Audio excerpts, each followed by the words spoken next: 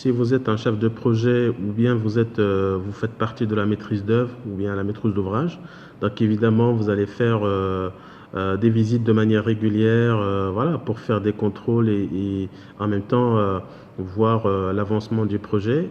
Mais lors de votre visite, il faut faire une visite, mais avoir un esprit critique, quoi. C'est-à-dire un esprit d'analyse. Pourquoi? Parce que de temps en temps, les équipes sur place, elles vont peut-être commettre des erreurs, ils vont faire des bêtises, etc.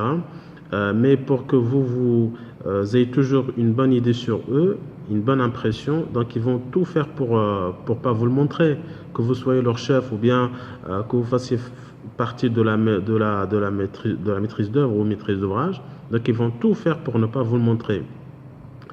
Dans le chantier, ils ont souvent recours à une astuce qui marche très bien dans beaucoup de situations. En tous les cas, dans le chantier, vous allez peut-être remarquer de temps en temps qu'il y a des endroits qui sont facilement accessibles et d'autres qui ne le sont pas du tout ou alors difficilement. En fait, ils font tout pour que quand vous êtes sur chantier, vous avez l'impression que c'est vous qui contrôlez, mais en fait, c'est eux qui sont en train de guider votre visite. Donc, c'est pas vous qui contrôlez, mais c'est eux qui contrôlent. Donc, par exemple, ils préparent des accès, etc., dans des zones et pas dans d'autres zones. Comme ça, lors de votre visite, si vous ne réfléchissez pas, si justement vous n'avez pas cet esprit de critique, d'analyse, vous allez automatiquement partir dans les zones où l'accès il est facile, il est bien fait, etc.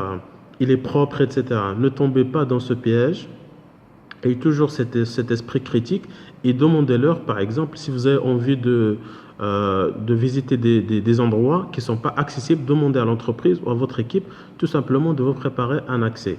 Mais ne tombez pas dans le piège de simplement visiter les endroits où l'accès il est facile.